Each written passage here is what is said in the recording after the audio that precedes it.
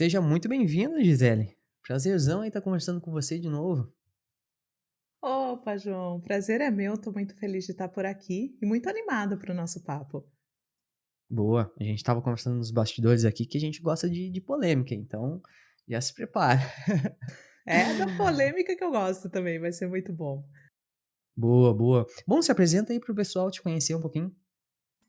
Maravilha, João. Bom, eu sou Gisele Anversa, atualmente eu sou Group Product Manager na RD Station, sou responsável ali pela tribo de gestão de leads.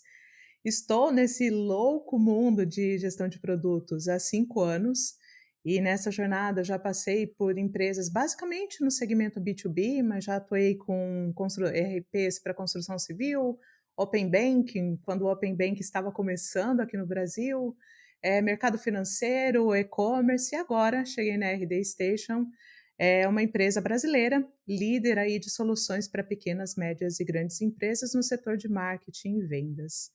Eu gosto sempre de falar que eu sou engenheira civil de formação. Isso me ajudou bastante na minha transição de carreira e me ajuda bastante hoje no meu dia a dia com gestão de stakeholders e tudo mais. E fora isso, eu sou mãe, eu sou mãe de uma menininha de 11 anos, a Alice. Sou casada, moro em Florianópolis e sou fã de cultura nerd em geral. Ó, deu para perceber aqui que a gente é nerd também, né? Não é? Nossa, essa nerdice é bom demais. Esse universo É. paralelo aí de coisas gamers, coisas nerds é muito bom. Não, e tem que aproveitar que agora tem alta, né? Antigamente, nerd não era, não era tão bom assim, mas agora é cool, né? Agora é legal. Você sabe que tem uma música que, nossa, super das antigas, assim, que falava, né, que o nerd de hoje é o cara rico do amanhã. A gente aposta as fichas nessas coisas, né, que a nossa nerdice um Justo. dia vai ser premiada com um saldo bancário.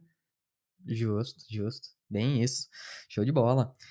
Gisele, eu convidei várias pessoas aí pra gente trocar uma ideia e tal, e eu sempre gosto de trazer contextos bem diferentes, tanto apesar, né, do Design Ops Lab ser um público focado muito mais para essa parte de produto, product design e operações, né, principalmente Design Ops, é sempre bom ouvir outras áreas, porque no dia a dia a gente não trabalha sozinho, né, então acho que é essencial ouvir os outros lados também, né, isso amadurece bastante a gente como profissional.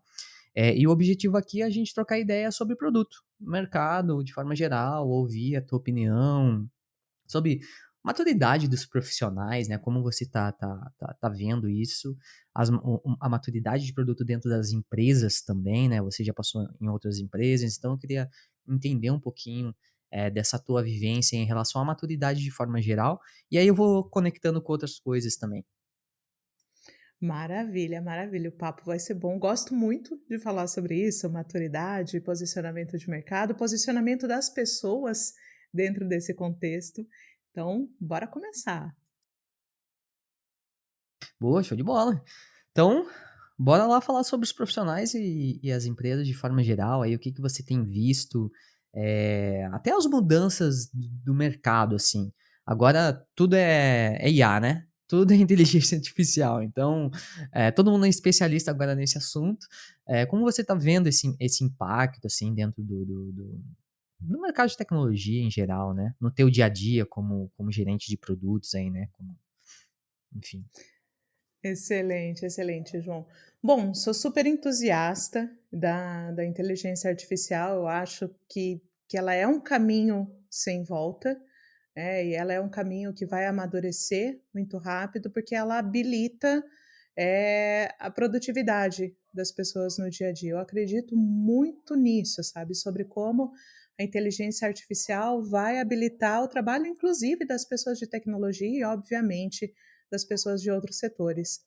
Ontem à noite eu estava lendo uma reportagem que comentava justamente sobre a Meta ter dado alguns passos atrás no metaverso e voltar o foco, voltar a energia, voltar a investimento para as frentes de inteligência artificial. Justamente por entender que a inteligência artificial vai potencializar os seus processos internos para que pessoas desenvolvedoras desenvolvam códigos de melhor design, com mais enxutos, mais limpos, e também pessoas de produto, pessoas de design, enfim, performarem melhor nas suas atividades. Eu concordo muito com essa visão do Zuckerberg. Eu acho que a inteligência artificial, e no nosso contexto, né, e vou pegar aqui, vou começar partindo do meu contexto de produto. Para pessoas de produto, a inteligência artificial ela vai ser um facilitador, quase como um copiloto, quase que um auxiliar, uma pessoa para a gente debater de igual para igual, quando nós tivermos dúvidas. Então, pô, como escrever uma estratégia de produto? Quais os tópicos de uma estratégia de produto? Como estruturar um e-mail? Como estruturar uma apresentação? Aqueles momentos onde a gente tem um bloqueio criativo, onde a gente não consegue muito bem estruturar as coisas, a inteligência artificial, nesse momento de evolução da inteligência artificial e com as tecnologias que a gente tem à mão, ela será um facilitador muito grande para esses processos. O grande ponto de atenção, ter ferramentas de inteligência artificial nos coloca uma carga maior de maturidade e discernimento daquilo que ferramentas de IA nos oferecem, né? Você entender qual que é, elaborar um bom prompt, vou pegar um bom prompt de chat GPT e saber analisar criticamente aquilo que o chat GPT respondeu, até mesmo entendendo as limitações de base de dados e de aprendizado que essas ferramentas têm, depende muito e exige outras habilidades da pessoa de produto. Então, não quer dizer que eu largo mão de elaborar uma boa história de usuário e jogo o prompt muito bem feito no chat GPT e meus problemas estão bem resolvidos. Então, eu vejo muito nessa linha. As ferramentas de inteligência artificial que estão surgindo e que estão disponíveis nesses momentos, elas surgem como facilitador para superar aqueles bloqueios iniciais que tomam a nossa produtividade e ajudar a estruturar o pensamento. Cabe a nós, profissionais de tecnologia, otimizar isso e ter muito discernimento em cima daquilo que foi apresentado. Segundo ponto, isto, né, e essa aceleração da produtividade que invariavelmente surgirá, pode levar as empresas a acreditarem que a mesma pessoa PM, a mesma pessoa designer, a mesma pessoa desenvolvedora vai ter uma produtividade maior, porque agora ela conta com um copiloto de inteligência artificial. Eu confesso, que eu ainda não sei o como essa produtividade pode aumentar. Eu acredito que ela aumentará, mas eu olho com um pouco de cautela sobre como as empresas vão com sede ao pote nisso, sabe, de acreditar que: "Poxa, agora eu vou habilitar aqui uma licença de inteligência artificial para o meu time de produto, e agora eu posso eliminar uma associated PM ou um PM pleno, porque o PM sênior vai dar conta ali de um escopo cada vez maior". Então, essa evolução, né, essa otimização de produtividade, ela, na minha leitura, deveria passar por um processo de calibração, de entender como de fato isso acontece, porque a gente vive um cenário novo, onde a gente ainda não aprendeu a trabalhar nesse contexto. Sim, sim, totalmente. E aí não tem como fugir disso, né, mas IA vai substituir, aí vai tomar empregos de product managers, como é que você enxerga isso? Não acredito na inteligência artificial eliminando, vagas de emprego, mas o que eu acredito é que a inteligência artificial ela vai nos forçar a sermos hábeis em outras coisas. Obviamente que a gente nós precisaremos continuar performando muito bem no básico dos nossos papéis. Existem coisas que a inteligência artificial nesse momento, e eu estou falando óbvio, né, algo que vai evoluir muito rápido, mas quando a gente está falando de 2023, a inteligência artificial ainda, por exemplo, não faz uma gestão de backlog. Ela não consegue Sim. montar ali os critérios. Então, certas coisas nós ainda teremos que continuar fazendo. O que é o grande ponto? Nós teremos que adquirir fluência e competência em outras atividades que talvez, nesse momento de senioridade, nós ainda não fôssemos desafiados a isso. A questão, Aham. eu trouxe agora há pouco, né, a questão ali do, poxa, montar um bom prompt.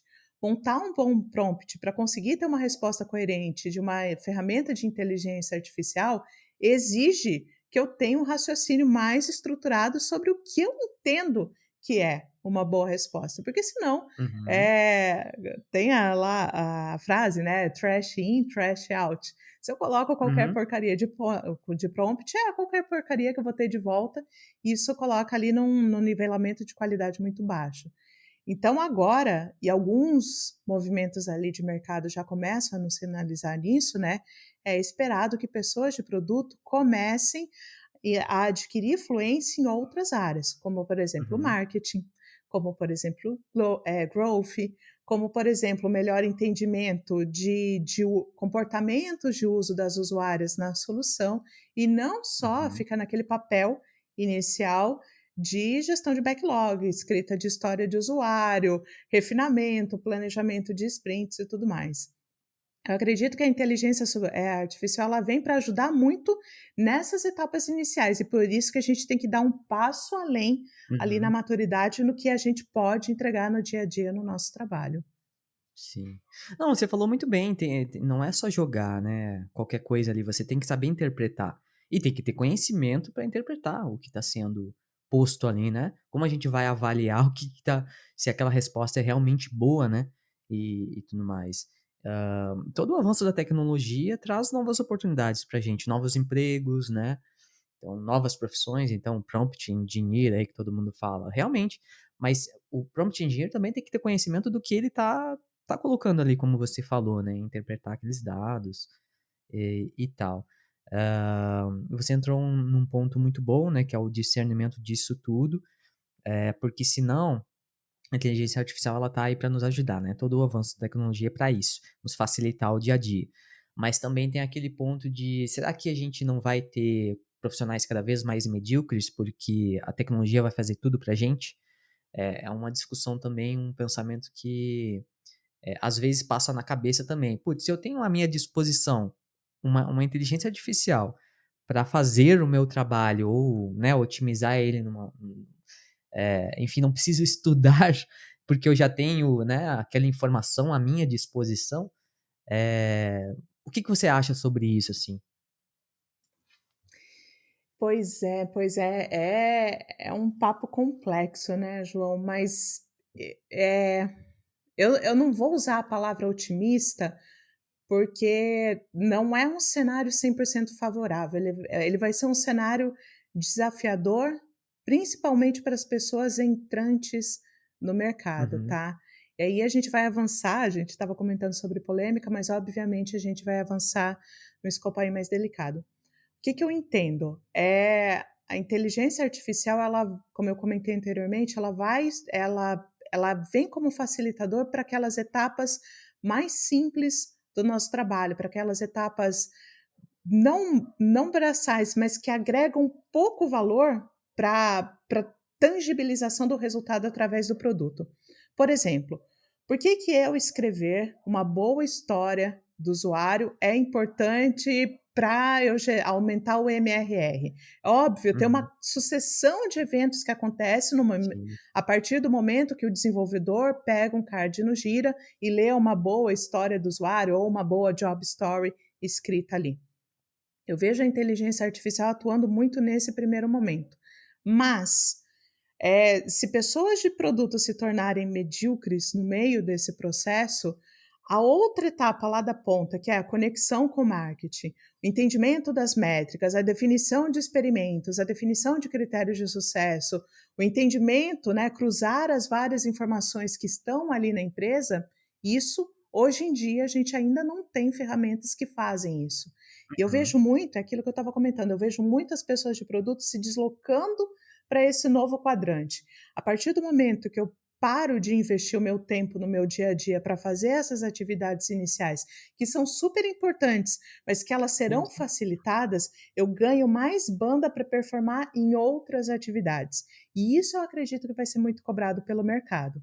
Sabe, eu ter uhum, essa fluência, eu ter esse padrão de comunicação com o meu stakeholder, com as minhas lideranças, com as pessoas perfeito. desenvolvedoras que trabalham próximo a mim, mais eficiente. E eu vou lançar uma outra provocação aqui. Isso não se reflete apenas às pessoas de produto. Eu Uhum, acredito que as pessoas desenvolvedoras também serão muito desafiadas nesse contexto. Por quê? no curto prazo, só escrever um bom código não vai ser suficiente. É preciso que eu tenha ownership naquilo que eu estou escrevendo. É preciso também que eu me Uhum. sinta responsável, e consiga conectar outras informações naquele código. Não basta, por exemplo, só escrever código. Eu tenho que entender se aquela solução que eu estou projetando, de repente tem impacto no COGS da empresa, no custo de operação daquela solução. Então também as pessoas desenvolvedoras se movem para Sim, outro sim, lugar, sim. né. Então, não vejo como um lugar que vai colocar, que vai criar profissionais medíocres. O que eu vejo, e aí é o ponto de atenção, é a inteligência artificial fechando portas para profissionais que têm um skill de atuação muito limitado. "Ah, eu sou uma Uhum. pessoa muito boa em gestão de backlog, eu sou uma pessoa muito boa em escrita de história do usuário". Sensacional, sensacional, mas o Sim, mercado no curto prazo e até mesmo o contexto de negócio, contexto de tecnologia que a gente vive hoje, já exige outras habilidades, né. Ser só sim. a pessoa que escreve muito bem, que analisa requisitos, não é mais suficiente para a perenidade, para construir resultados na empresa. Sim, sim. Não, concordo em 100%, 100%. Acho que foi um excelente complemento. E assim, a parte da engenharia realmente, porque até o movimento no code aí, né, vem pra putz, a gente coloca ali o design já tá codado, né, e muitas ferramentas inclusive muito boas nesse sentido, com código limpo e tal, né. E agora com a inteligência artificial, tanto o ChatGPT, Bard, enfim, hã, é Bard ou Bart? Até me esqueci. Bard, com D, É Bard, né? Porque eles Bard. têm o Google tem a Dart, tá, aí eu me confundi com o Dart lá, que é a linguagem. Enfim, é realmente bem desafiador e não só a gente, né, que tá no mundinho de tecnologia, mas qualquer departamento hoje em dia, né. E até o nosso cotidiano como pessoa, né, uma inteligência artificial ali que nos ajuda. Quem nunca usou o ChatGPT como terapeuta ali, né, fazer um teste? Quem nunca? ChatGPT virou operador de viagem, né, eu vejo várias pessoas, nossa, É. montando roteiro de viagem com o ChatGPT, montando rotina de treino e tal. Eu vejo esse grande ponto, sabe, João, só oferecer o básico já não é suficiente, você tem que colocar uma camada de valor adicional ali em cima, né.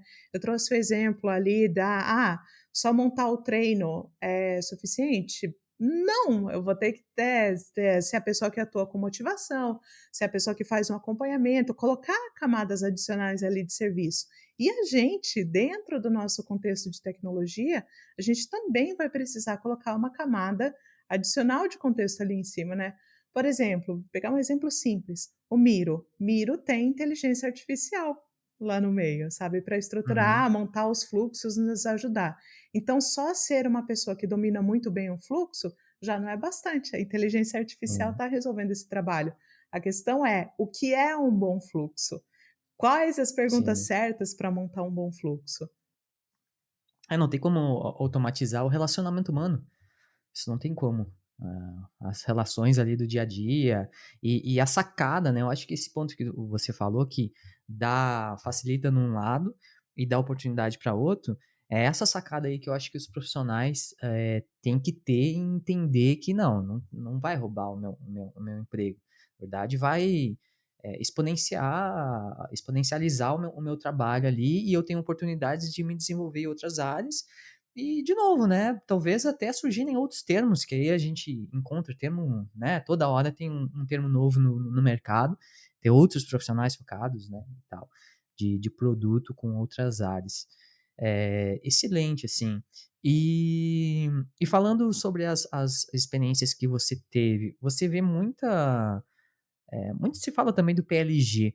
Você vê esse movimento aí do PLG realmente sendo utilizado de verdade? Você já participou de outras empresas que não tinha o produto como core?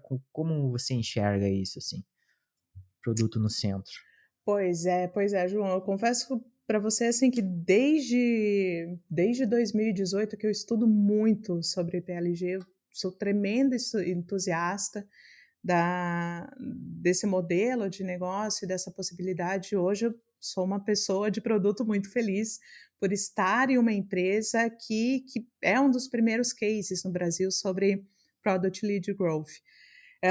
Acredito muito no modelo, acredito muito em toda a modificação da estrutura de negócio que sustenta o modelo PLG, porque um PLG não é apenas oferecer um trial, não é apenas oferecer um freemium, é modificar todo o modelo de negócio, modificar toda uma percepção, né, toda uma mentalidade de negócios que aquela empresa tem. Hoje, né, da minha experiência e do que eu vejo hoje em dia na RD, a minha conclusão é que não existe uma sustentação de modelo de negócios PLG se eu não tiver muito forte um trabalho em cima de métricas de produto. Se eu não conseguir definir o que são os meus critérios de ativação, se eu não conseguir definir ali qual o meu fluxo de vendas, como o meu time de sucesso do cliente trabalha, quais que são, como as métricas de negócio se relacionam com as métricas de produto, e isso é uma virada de chave sem tamanho. Da minha jornada profissional, tá? E assim, eu sou otimista a partir dentro do contexto que de 2018 para 2023, na minha leitura, com as pessoas que eu converso, com o contato de empresas que eu percebo que as empresas avançaram bastante em mentalidade de gestão de produtos. Isso significa que a gente avançou, não significa que a gente está num patamar de excelência e significa menos ainda que a maioria das empresas tem uma cultura de produto e tem uma cultura empresarial que suporte, por exemplo, o modelo PLG. Eu entendo que atualmente a gente ainda tem muita coisa para evoluir para conseguir chegar no modelo PLG, mas aquelas empresas que superarem essa evolução e que de fato começarem a discutir OKR de uma maneira mais estruturada, métricas de produto de maneira mais estruturada, o que um time de produto faz de maneira mais estruturada, como produto, design e tecnologia trabalham de forma mais orgânica, essas empresas elas têm potencial de sucesso. E fora tudo isso, né, o porquê que eu acredito que PLG é a virada de chave? As pessoas querem experimentar o produto antes de adquirir, quer seja no B2B, quer seja no B2C. As pessoas querem isso. A nossa experiência de utilização, ela parte de utilizar um produto antes de efetivamente assinar um contrato.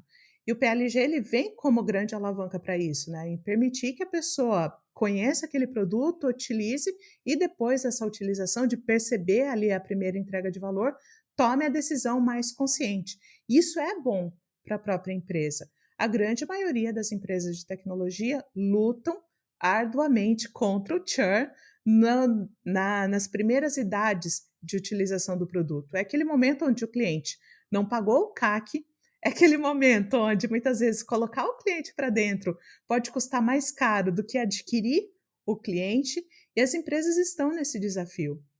O PLG é uma excelente ferramenta de eu superar aquele desafio de MQL e já ter o cliente qualificado pelo PQL, qualificado através do produto e da utilização do produto. Então, veja, né, são muitas camadas, são discussões muito mais maduras do que simplesmente o trial ou o freemium.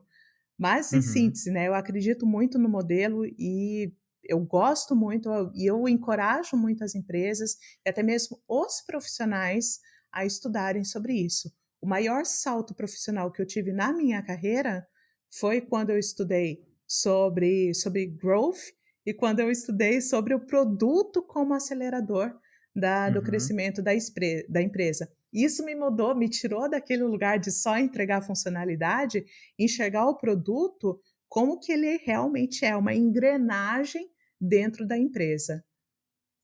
Uhum. É um driver de negócio ali também, né, uma engrenagem, realmente. Você falou sobre a mentalidade do PLG e eu concordo plenamente. Essa mudança de chave, né, que você falou agora no finalzinho, né, tirar esse pensamento de feature e pensar como é um driver de negócio. Eu vi isso na pele, assim, eu tive uma experiência super bacana onde a gente teve essa transição, né,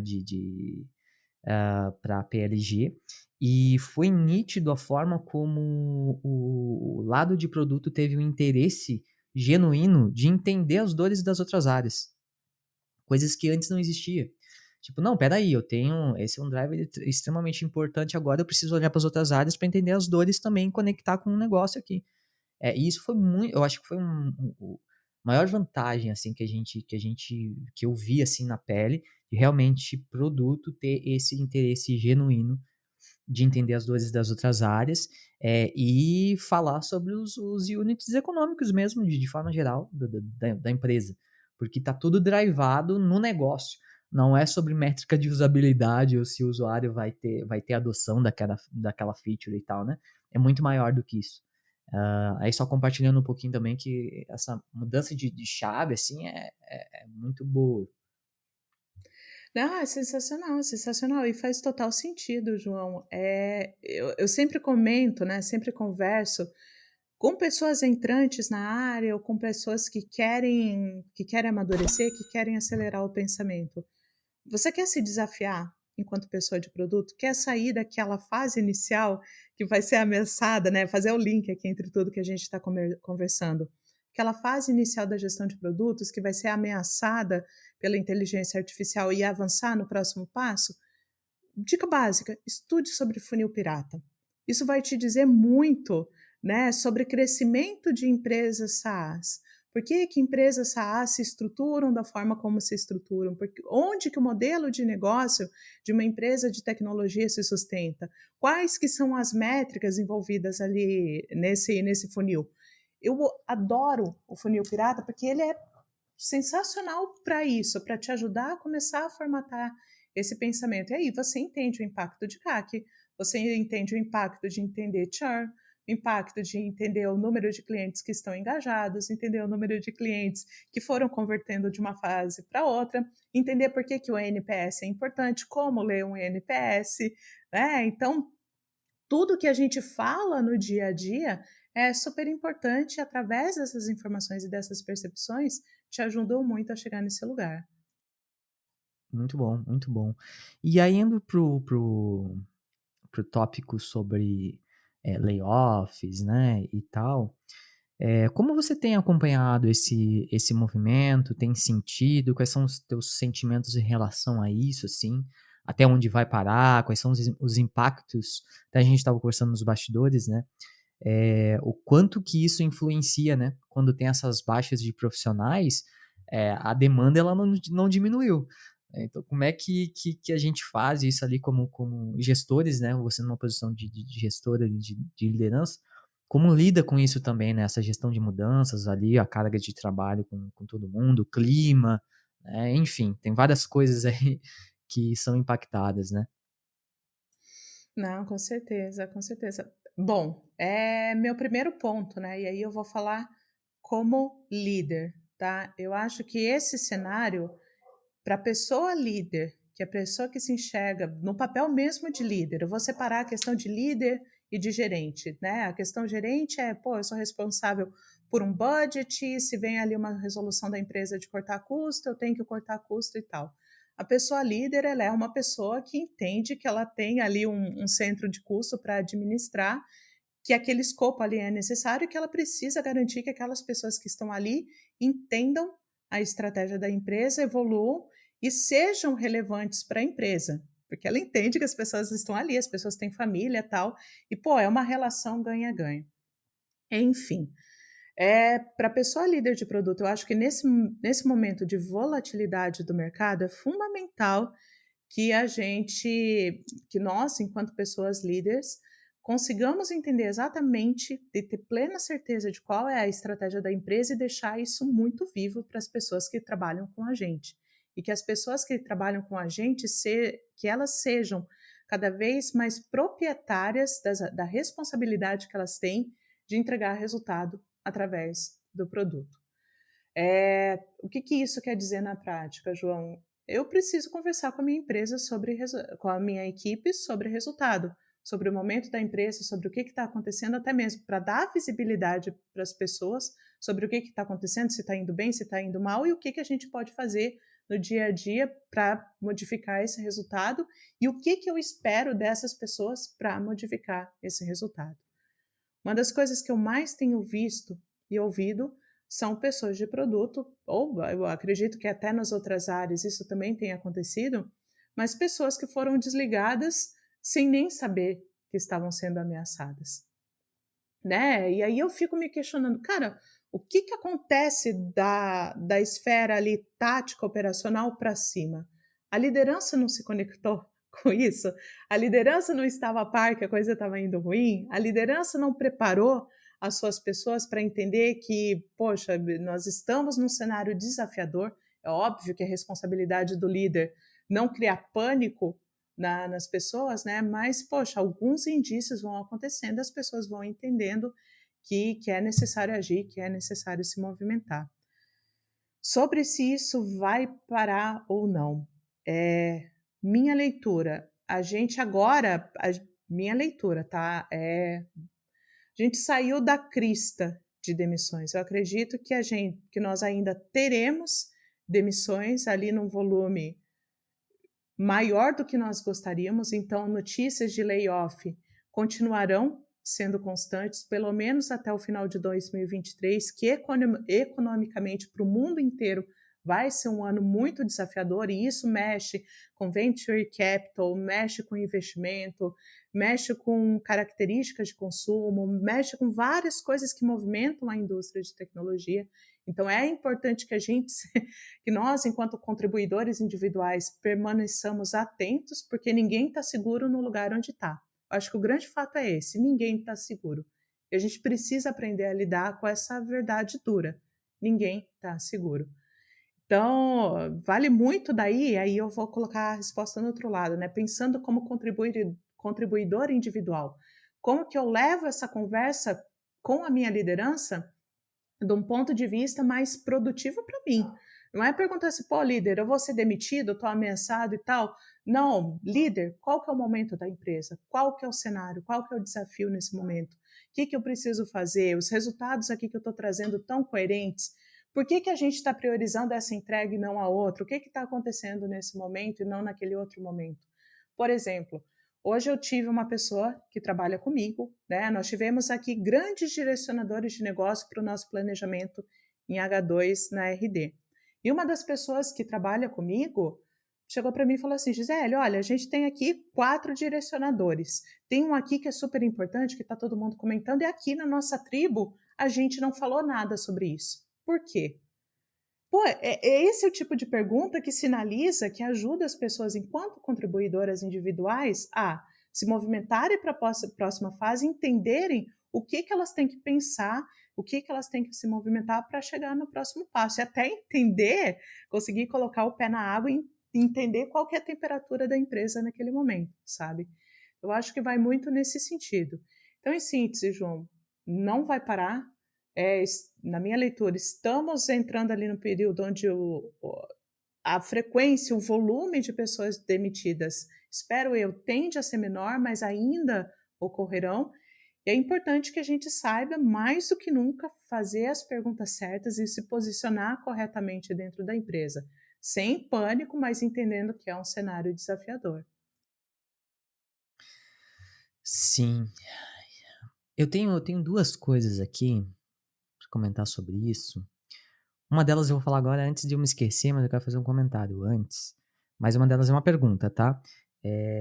Os aprendizados disso tudo que está acontecendo, dos layoffs, quais são na tua opinião, né? Quais são os aprendizados que as empresas deveriam estar aprendendo sobre essa movimentação, né?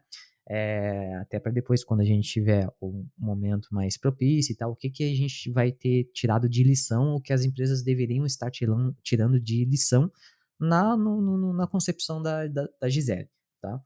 E aí, só que eu queria fazer alguns comentários antes do que você comentou, e realmente, assim, é um assunto muito delicado tratar disso com as lideranças, porque assim, eu te digo que às vezes nem as lideranças sabem o que está acontecendo, sabe? É um top-down que vem dos boards, vem dos investidores, e, e digo que talvez alguns investidores nem saibam também, quando sentam com o board dos investidores, os founders acabam no bico na sinuca de bico ali, tendo que acatar coisas de investidores, né, de corte de custo e tudo mais, né. Então eu só tô praticando um pouquinho de empatia também para entender, assim, conectar pontos, né. Eh, mas uma coisa que você, falou é, assim, não existe estabilidade, isso é fato. E infelizmente, isso até foi um ponto que a gente entrou lá com a Kiane, né, um episódio lá de People, infelizmente brasileiro não é educado financeiramente para se preparar para crises, né. Mas infelizmente isso é uma realidade. Não existe estabilidade em lugar nenhum, e sabendo dessa verdade, essa sacada de realmente antecipar riscos, eu acho que é muito importante. De você realmente: "Ó, espera aí, deixa eu entender como é que tá, para onde a gente tá caminhando aqui na empresa, vou chamar minha liderança para conversar". Tudo isso que você botou agora na mesa, eu concordo completamente, mas ainda assim não é não quer dizer que você vai ter todas as respostas, tá, porque realmente tem muitas variáveis aí envolvidas, mas o ponto é, espere o melhor, mas se prepare também para o pior e seja maduro quanto a isso, entenda isso, né, o que a gente tá falando não é para trazer, bad vibes aí, mas é para ser realista, é papo reto. E eu acho que esses assuntos aí, muitas vezes, ficam nos bastidores e não são expostos, né. Você comentou que, às vezes, a gente não tem muitas vezes o hábito de se preparar financeiramente para uma situação assim, né, de imprevisto, e nem de ter uma estratégia de carreira pós-imprevisto, sabe. Eu tive uma pessoa no início da minha carreira como engenheira civil, e essa pessoa ela comentou comigo que ela educou os filhos dela para que os filhos dela tivessem empregabilidade. Olha que conceito interessante, como a gente fala pouco sobre isso, né? Sobre como a gente garante, num cenário adverso, a nossa empregabilidade, em que sejamos profissionais vistos pelo mercado e com uma boa história para contar. Isso é tão importante quanto eu ter uma reserva financeira que me permita, no momento de imprevisto, né, de passar por um layoff, de passar por um desligamento em massa, ter a paz de espírito para fazer uma boa entrevista de emprego. Porque aí eu vou até fazer um parênteses, né, e eu converso com muitas pessoas que estão nesse momento de transição, fora saber contar bem a minha história, é importante que eu esteja bem numa entrevista. E é muito difícil eu estar bem numa entrevista se eu estou preocupada com o acúmulo de boletos atrasados para pagar. Então, veja, é uma situação delicada, né? Então, é importante que a gente se prepare para passar sobre isso. E tem uma camada adicional de desafio nisso, João, porque em 2021 estava tudo muito bom. Pessoas, né, de produto que tiveram um salto de remuneração enorme, porque o mercado estava muito bom, que o mercado estava muito acelerado e tal. Mas, né, o que que eu você estava comentando sobre, poxa, o que que as empresas aprenderam sobre tudo isso, né? O que que é importante que as empresas tenham aprendido sobre tudo isso? Eu realmente espero que as empresas tenham aprendido e tenham entendido sobre como o negócio de tecnologia funciona, sabe? Eu não quero ser acusatória, mas eu quero levantar uma provocação para as empresas de tecnologia. O quanto efetivamente eu entendo como eu vou ganhar dinheiro com software? Como efetivamente eu entendo como cada uma das minhas áreas está performando e como cada uma dessas áreas se conecta e gera resultado? Na minha leitura, esse é o principal desafio de uma empresa de tecnologia. Nós temos áreas que muitas vezes têm a tendência de funcionar como silos, onde cada área olha para o seu lado sem se conectar, sem conversar. E essas áreas elas têm características próprias, elas são mini empresas dentro de uma empresa maior e para o founder, para o CEO, para aquela pessoa, cara, entender como no fim do dia você ganha dinheiro com isso e como que você escala.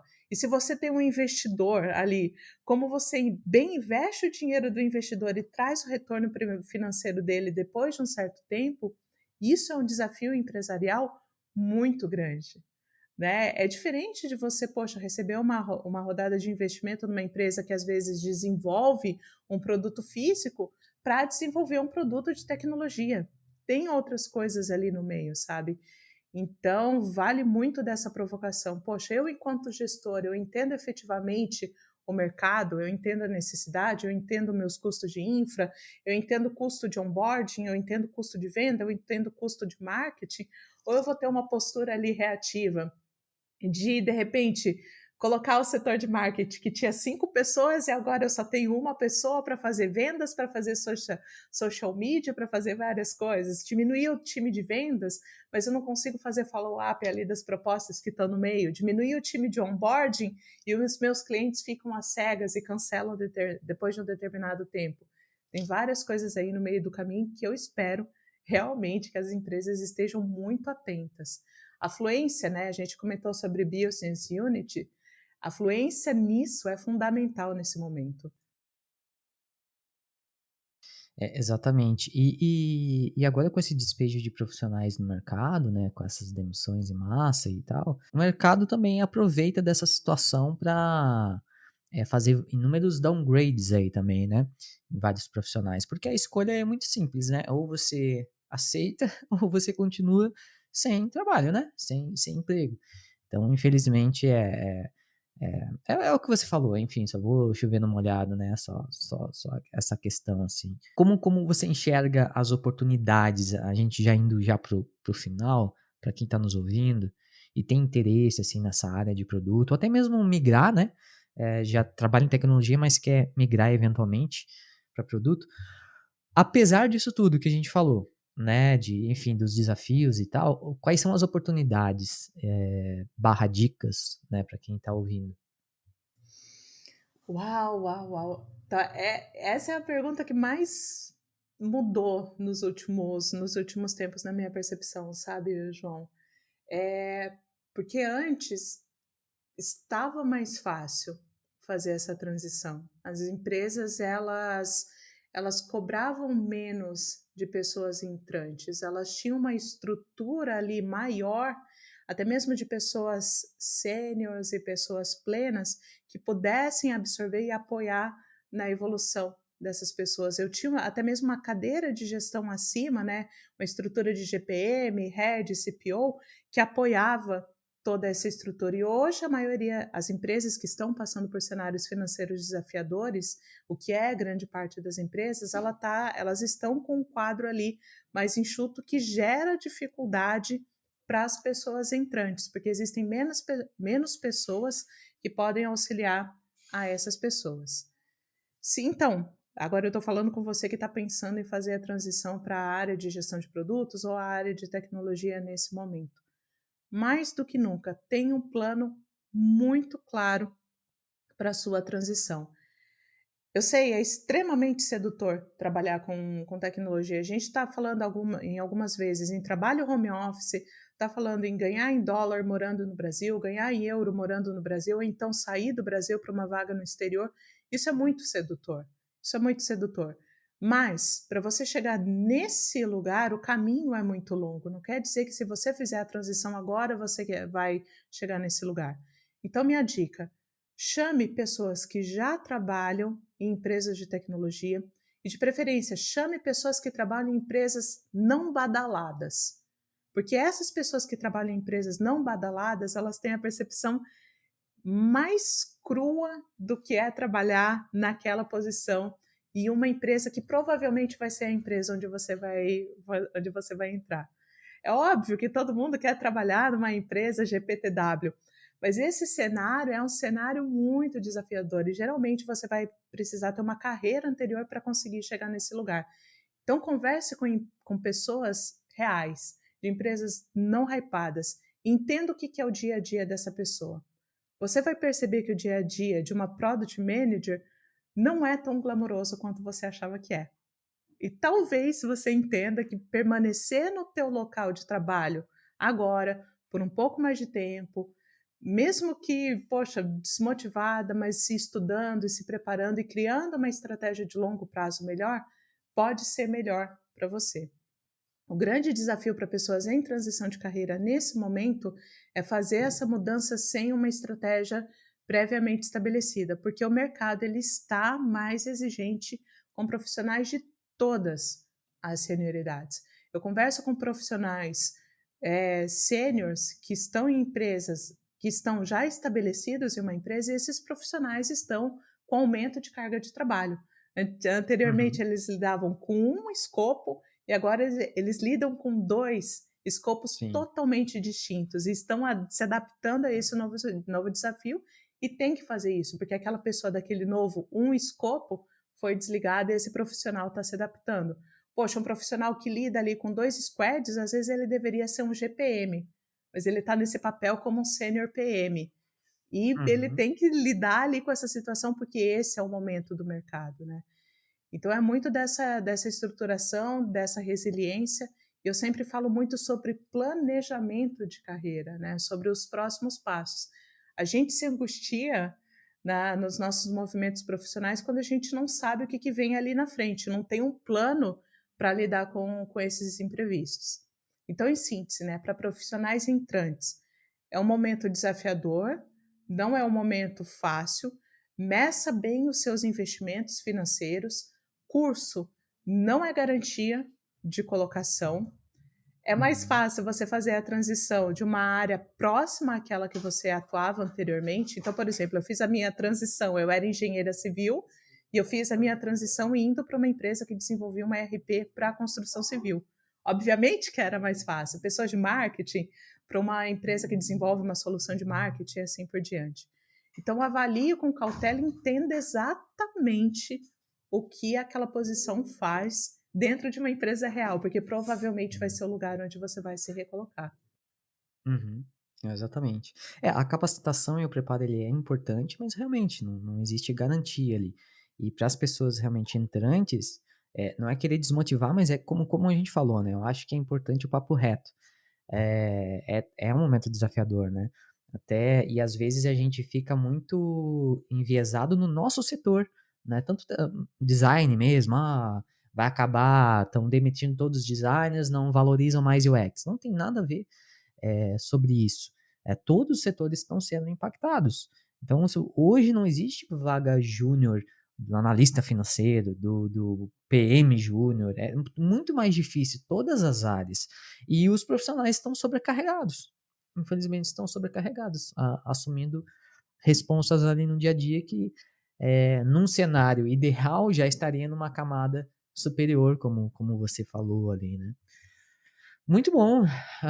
Show de bola, Gisele. Eu acho que o papo foi super bom, assim, deu para ter vários insights, né.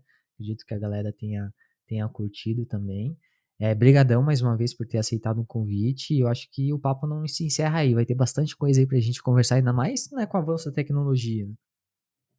Com certeza, João. Bom, para mim foi um prazer estar aqui, um prazer sempre ter um debate de alto nível, como o que nós tivemos hoje. E, poxa, permaneço à disposição, sou super ativa nas redes sociais, as pessoas que gostaram dos pontos que eu trouxe por aqui, se quiserem me conectar, me chamar para um papo, será sempre um prazer conversar. E estou super à disposição aí para próximos papos. É só me convidar que eu venho, João.